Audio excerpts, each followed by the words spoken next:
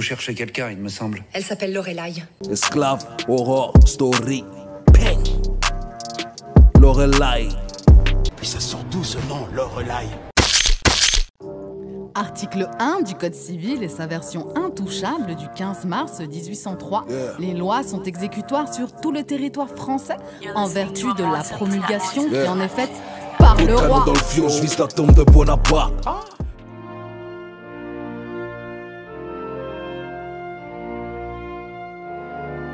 J'ai avec moi maître Philippe Fortaba-Labattu qui a porté à ma connaissance que les lois doivent être promulguées par le roi. Donc tout ce qui a été voté après quelle année? 48, c'est ça? 1848.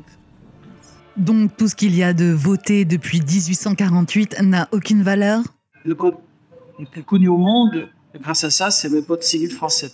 Le Code civil, il a un article 1, qui est donc le premier des articles, qui dans son premier paragraphe, je me répète un peu, mais le Code civil dans son article 1, un premier paragraphe, dit que les lois doivent être promulguées par le roi. Alors, ça a été changé il y a quelques années, le troisième millénaire. Mais ce qui s'est passé, c'est que il y a eu la Révolution française. Après la Révolution française, il y a eu un débat. Il y a les rois qui sont le gouvernement légitime, c'est la République qui est le gouvernement légitime. Il y a eu un débat. Ce qui s'est passé, c'est que Bonaparte, qui est l'héritier de la Révolution, du Directoire, du Consulat, de l'Empire, a transmis officiellement tous ses pouvoirs à Louis XVIII. Que je sache, c'est aux accords de Fontainebleau. Donc, si vous voulez, on a deux branches. Les royalistes disent la royauté, c'est le régime légitime, et les républicains disent non, mais au final, Louis XVIII n'a pas été contesté. Donc, ce qui s'est passé, c'est que Bonaparte avait fait une rédaction du Code civil qui était les lois sont promulguées par l'empereur. Et Louis XVIII, qui a récupéré tous les pouvoirs, je dirais de Bonaparte, donc de la Révolution à la République, et de Bruxelles, etc., Louis XVIII a changé le texte. Et donc, depuis 1815, de mémoire, la rédaction du Code civil, c'était les lois sont promulguées par le roi. Alors, au début, ça avait l'air d'être une gag, mais c'est un professeur de droit, qui s'appelle le professeur Mainviel, qui, lors d'un colloque qui a été organisé par l'Association de défense et justicière, a dit, mais allez, vous me cherchez un Code civil. Et on a regardé le Code civil. Elle nous a dit, regardez, les lois sont promulguées par le roi. Alors, les avocats s'en sont servis et ont dit à des juges, mais monsieur le juge, regardez, les lois ne sont pas applicables puisqu'elles ne sont pas promulguées par le roi. Et le juge, c'était le conseiller Larquet, de la cour d'appel de Pau, vous a dit oui, mais j'ai regardé, mais effectivement, et quand quelque chose qui contre votre argument, c'est que la Constitution nous dit que c'est le président de la République qui promulgue les lois, c'est l'article 9. Donc on a mis toute une équipe de juristes à chercher, et on s'est dit, on va aller voir le fond du problème. Le fond du problème, c'est quoi? Alors on nous dit, c'est la Constitution qui dit que, mais d'où vient-elle cette Constitution? Et là, ça devient intéressant. La Constitution de 1958, elle vient d'un référendum. Mais après, une fois qu'elle a été votée, il fallait qu'elle soit promulguée. Alors, cette loi a été promulguée après, en 1958, et ça donnait la Ve République. Mais elle a été promulguée par le président de la République, donc René Coty. Alors, on s'est posé la question, est-ce que le président de la République, en 1958, avant que De Gaulle soit président, avait le droit de promulguer? Nouvelle recherche. Et on a regardé, on a trouvé que, oui, il tenait ses pouvoirs en vertu de la Constitution de 1946. Alors on s'est posé la question, qu'est-ce que c'est que cette Constitution de 1946 là? Et là, les gens ont découvert quelque chose, c'est que cette Constitution de 1946, alors écoutez bien, on est en pleine actualité, c'est exactement ce qui s'est passé en Catalogne, à Barcelone, enfin en Catalogne. Alors, je ne vais pas prendre parti pour ou contre ce qui se passe en Catalogne, mais l'État espagnol a dit que le référendum organisé par un pouvoir légal, le pouvoir de Generalitat de Catalogne, ce référendum, bien qu'autorisé par les pouvoirs légaux, bien qu'ayant une majorité, était un référendum qui était nul. Pourquoi? Alors, parce que l'autorité qui avait fait le texte du référendum n'avait pas le droit de faire ce texte de référendum. Alors, quand on regarde ce qui s'est passé en 1946, on se dit, mais c'est vrai que le référendum de 1946, pour la première fois, les femmes ont pu voter, mais il y a un grand problème, c'est que qui a voté cette constitution, le texte eh ben, c'est le Parlement. D'accord. Une fois que cette loi référendaire, c'est une loi référendaire qui contient le texte qui est soumis au référendum. Et c'est là qu'il y a la clé. Ce texte du référendum de 1946, il a été promulgué par un certain Charles de Gaulle. Alors on dirait, mais il n'y a pas de problème, président de la République. Non. Charles de Gaulle, il est président de la République en 1958. Mais en 1945, quand il y a la prétendue promulgation, il n'est pas président de la République. Alors, il y a plusieurs questions qui se posent. Eh bien, il est rien. Donc, il fait la Constitution de 46 sans être rien? Alors, il fait faire soumettre un texte, il le fait voter par une assemblée, mais il le promulgue, lui, Charles de Gaulle. Or, en son nom personnel. Alors, en tant que président du gouvernement provisoire de la République française. D'accord. Mais les professeurs de droit, et là je m'adresse aux juristes, les professeurs de droit Boulouis et Pacté, dans leur traité de droit, deux professeurs différents, disent, en 1945, c'est en novembre 1945, le 2 novembre 1945, comme prévoit la Constitution de 1946, il y a deux gouvernements de fait, F-A-I-T. Donc un gouvernement de fait, c'est pas un gouvernement de droit.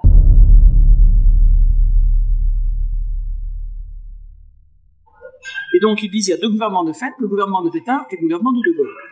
Pour les juristes, comme en 1940, il y a eu des événements qui se sont passés, il y avait quand même un président de la République qui s'appelait Albert Lebrun, qui était président de la Troisième République. Alors, à supposer que ce ne fût pas le roi, sur le problème de la personne qui a pu promulguer la Constitution, le texte référendaire, avant le référendum et le texte, ben, ça ne pouvait pas être Charles de Gaulle, puisqu'il est défini comme un gouvernement de fait. Alors, ça aurait pu être éventuellement Albert Lebrun, président de la Troisième République, qui n'est pas aboli. Et ça ne peut pas être Philippe Pétain qui est donné comme un gouvernement de fait par les professeurs de droit. Donc, c'est un gouvernement de fait qui a promulgué le texte de la Constitution de 1946. C'est à partir du moment, le texte du référendum, je vais expliquer maintenant, il a été voté, et ensuite, la promulgation n'a pas été faite. Alors, que vaut, d'après les professeurs de droit, la signature de Charles de Gaulle, président du gouvernement provisoire de la République française, gouvernement de fait, par rapport à un code civil toujours en application et jamais décrié, qui dit que les lois sont promulguées par le roi. Donc, il ne suffit pas d'être en clair. Et là, je n'ai vu aucun jugement, aucun arrêt de juridiction française qui puisse donner une réponse contraire à ce qu'on dit, c'est-à-dire depuis 1945, aucun texte de loi n'a été promulgué par la première. Légalement, voilà, légalement. C'est sûr, il eût fallu la signature. À la rigueur, on peut faire un débat à la signature d'Albert Lebrun. Si vous voulez, De Gaulle n'est rien, si vous voulez, n'est qu'un gouvernement de fait en 45. Donc la Constitution de 46, elle tombe à l'eau. Et comme la Constitution de 58 se fait sur la base de la Constitution de 46, alors c'est terrible, mais le professeur Vidal, dans le Dalloz de juin-juillet 1993, dit à propos d'un problème comme ça,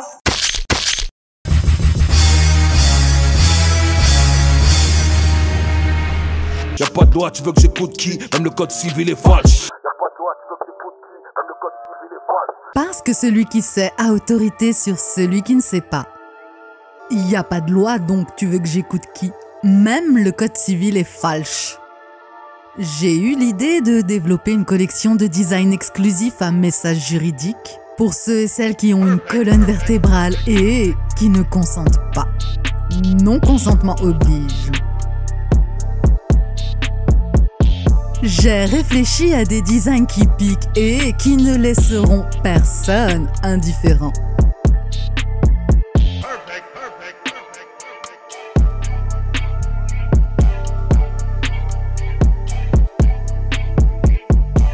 Jette un œil. Rendez-vous dans mon laboratoire d'autodéfense judiciaire, esclavehorrorstory.fr.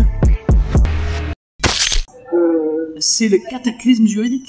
De loin, dit-il, de loin en loin, le cataclysme affecte ébranle tout le système juridique. Alors, moi j'avais un professeur qui s'appelait Louis Genier, à l'Institut d'études politiques de Toulouse, à Sciences Po Toulouse, qui disait « On ne doit pas avoir la politique de l'autruche », qui est, certains diraient, mais c'est trop horrible, donc c'est pas vrai. Pas de dissonance cognitive, c'est la réalité. Voilà. Donc, alors maintenant, vous allez me dire, mais pourquoi j'ai dit tout à l'heure que c'était depuis 1848 ? Parce que on s'est arrêté en 1945, mais en 1940, Albert Lebrun est président de la Troisième République. Et la Troisième République, c'est depuis 1875, les lois constitutionnelles. Mais qu'est-ce qu'il pouvait promulguer Albert Lebrun, légalement, puisque, on y revient, l'article 1er, paragraphe 1 du Code civil, dit les lois doivent être promulguées par le roi. Donc, on retombe en 1875. Et en 1875 ou 1870, c'est la fin de l'empire de Napoléon III. Et Napoléon III, est-ce qu'il a pu promulguer comme roi ? Seul le roi qui pouvait promulguer. Donc c'est terrible. Donc on en revient à 1848. En 1948, il y a des élections présidentielles qui font la Deuxième République. Et c'est Louis-Napoléon Bonaparte qui est élu président de la République, après c'est pour faire part. Mais en 1848, qu'est-ce qu'il peut faire puisqu'il n'est pas roi ? Donc c'est quand même fou comme histoire. Donc la seule personne qui pouvait signer depuis 1848, c'était un roi. Et depuis 1848, la chute de Louis-Philippe, il n'est pas tombé de cheval, la chute du Brésil, monarchique de Louis-Philippe, eh bien, il n'y a pas de signature de roi sur aucun texte. Alors, Tu la comprends, tu la prends, tu comprends pas, bah tu la remets. Tu la comprends, tu la prends, tu comprends pas, bah tu la remets. les éditions, et je crois que vous avez, cher ami, un document assez extraordinaire qui vient justement des éditions Dalloz, qui sont les plus connues, hein, celles qui fonctionnent le Code civil rouge, oui, où on voit que les éditions Dalloz disent effectivement, on n'a jamais changé le texte. Alors, ou on est dans un régime illégal qui ne tient pas compte des textes, ou on est dans un régime de droit. En fait, la démocratie qu'on nous présente maintenant, où elle viole les lois, où elle ne tient pas compte des textes, donc où on est dans un régime dictatorial qui ne considère pas les textes de loi applicables, alors que le Code civil, article 1, premier paragraphe, c'est le texte de base plus connu dans le monde entier. Il n'est même pas respecté. Donc depuis 1848, il n'y a pas de loi qui soit applicable. Ah, c'est terrible. C'est terrible. Donc on peut aller au tribunal en leur disant ça, et donc ils auront aucun contre-argument en fait. Non, ils ont, alors c'est ce qu'on appelle à la Cour de cassation, ils ont des simulacres pour embrouiller de motivation. Des simulacres, c'est-à-dire l'homme avait un pantalon rouge, donc c'est lui qui a volé l'argent. Alors c'est écrit, en conclusion, il sera condamné. Mais l'argument ne tient pas, c'est comme si, moi je dis souvent aux enfants, mais regardez, Socrate a 2 yeux, un chien a 2 yeux, donc Socrate est un chien. Comme vous êtes des raccourcis de pensée, quoi. Voilà, raccourcis de pensée, dissonance neuronale. Dissonance cognitive. Cognitive, voilà. Donc, alors, après, il se pose notre problème, c'est que beaucoup de gens ont surveillé ce qui se passait, sans rendre compte que il y avait un problème. Donc, les magistrats n'ont pas pu prendre de décision implémentée. Donc, c'est le gouvernement, le ministère de la Justice, le premier ministre de l'époque, Jean-Pierre Raffarin, qui a changé l'article 1 du Code civil. Il a mis quoi dedans? Il a marqué, il a enlevé que c'était promulgué par le roi ou le président de la République. Mais il n'a pas le droit de faire ça, vu que ça doit être promulgué par le roi. Ah ben voilà, j'allais le dire, mais vous m'avez soulevé l'argument, mais c'est tout à fait ça. De quel droit peut-il le faire, puisque, d'abord, il fait partie d'un gouvernement illégitime, et deuxièmement, lui-même n'a pas la capacité. C'est ça. Ou lui, ou qui c'était Tandar Raffarin, c'était Sarkozy, ou je sais plus, voilà. Non mais bref, en fait, tout ce qui sort là, toutes leurs fausses lois là, tout, c'est bon à mettre à la poubelle. Mais c'est terrible, mais c'est comme ça. Donc c'est pour ça, emportez-vous au Dalloz, Ciré, S-I-R-E-Y, de juin-juillet ou septembre 1993. Vous avez un article du professeur Vidal, de la faculté de Montpellier, qui dit, de loin en loin, le cataclysme affecte tout l'édifice humain. Ça. Tac. Bon bah je te remercie infiniment pour cette petite interview. Et puis les lois doivent être promulguées par le roi. Voilà. Il faut que ça se sache. Voilà, moi j'ai offert une caisse de boisson, une pièce de chocolat, celui qui pourra trouver une démonstration valable, mais personne n'a réussi. Et les magistrats, alors ce qui est intéressant, c'est un clin d'œil que je donne, c'est que les magistrats qui sont très embarrassés, certains qui ne veulent pas répondre, eh bien, ils nous donnent raison. Et il y a une jurisprudence, du coup? Ah ouais, alors là c'était sur une question, promulgation, la cour d'appel m'avait libéré un gars. Alors, j'espère pas être trop long, mais c'est un gars qui était en prison, donc il était à la chambre d'accusation, ça s'appelait à l'époque chambre d'instruction maintenant. Et puis nous, on va solliciter d'habitude, et pour dire, bon, on sait pas s'il pourra sortir, machin, etc. Puis, je vois arriver le gars. Je me dis, vous faites? Et lui, ils m'ont libéré. Et moi, j'avais invoqué ce problème de publication, de promulgation. Et la juge, au lieu de répondre à mon argument, a répondu correctement, a répondu n'importe quoi, mais a libéré le gars. On n'allait pas faire un mouvement cassation. Donc, ça nous a fait gagner. Ouais, parce que sinon, ça aurait fait une jurisprudence. Voilà, bonne analyse. Voilà, bonne analyse. Okay, voilà, mais suite au prochain numéro, j'en ai d'autres comme ça. Beaucoup. Merci, au revoir. L'ignorance tue. Oui, l'ignorance tue. Ce n'est pas que mon slogan, c'est la vérité. Donc, c'est pourquoi je te donne rendez-vous dans mon laboratoire d'autodéfense judiciaire. esclavehorrorstory.fr. C'est la sagesse du non-consentement. Et si tu aimes ce que je fabrique toute seule dans mon coin, et pour que je puisse continuer à investir autant de temps dans mes contenus, oui, parce que je suis indépendante, je fais tout toute seule. Si, je suis une équipe à moi toute seule, c'est ça que tu sais pas. N'hésite pas à me soutenir, le lien pour faire un don est dans la description. Et également sur la page d'accueil du laboratoire d'autodéfense judiciaire. À la pompe à diesel, on est à court. Plus d'informations, contact @esclavehorrorstory.fr. Esclave Horror Story, la sagesse du non-consentement. La chaîne 400% indépendante. Abonne-toi et check mes vidéos faites avec mes petites mains. Article 1 du Code civil et sa version intouchable du 15 mars 1803. Les lois sont exécutoires sur tout le territoire français en vertu de la promulgation qui en est faite par le roi. Dans le fion, je vise la tombe de Bonaparte. Cagoulé ganté, on rentre à 15 dans ton appart. Je viens de sortir du style, saute à la gorge, donne pas la patte. On est peu pour qui ça plaît ce job, on est plein pour qui ça tape. Je rappe toujours comme si j'avais rien, vu que j'ai rien, je continue le rap. 95 banlieue nord, frère, t'as reconnu la force de frappe. Y'a plus de roi donc y'a plus de règles. En temps de crise, les vaches sont maigres. Sale temps pour un nègre, les révolutions rendent intègre. Ça promulgue des lois pour le peuple sans consentement. Sans culotte contre col blanc, du sang dès la première manche. Y'a pas de loi, tu veux que j'écoute qui? Même le code civil est falche. Je prends la colombe avec ma hache, brasée, j'allume avec mon flash. J'ai pas tourné la page, dissident depuis mon plus jeune âge. Les faux sont en cage, mais y'a plus de frères qui sont en marche. Confinés depuis le Covid. Mes couilles, j'y dors avec mes convives. Gardez vos muselières, laissez les gens vivre. De décembre à janvier, je gamberge sur des trucs bizarres. Je suis sorti du blizzard, l'article 1 dans le viseur. Je suis un loup parmi les moutons qui veut réveiller les meutes. Pas de retour une fois que c'est vomi, je suis déjà pareil pour les meutes. J'entends les sirènes mais je n'ai rien à cirer. Je connais leurs sirènes, 120 015 011 admirés. Plus de leur ligne de mire, même vivant on est tous morts. Ça fait un bail que tous mentent, 2021 faut tous morts. Yes. Non, consentement oblige mon frère, y'a rien à faire. Quand la parole se meurt, article 1, on va se les faire. Trempé jusqu'au cou dans des trucs sont des sales affaires. J'écoute pas leur story, j'attends pas le prochain nouvel ère. Non, consentement oblige mon frère, y'a rien à faire. Quand la parole se meurt, article 1, on va se les faire. Trempé jusqu'au cou dans des trucs sont des sales affaires. J'écoute pas leur story, j'attends pas le prochain nouvel ère. Yeah. Ah. J'attends pas le prochain nouvel ère. Mr. Take It. Esclave Horror Story. Peng. Lorelai.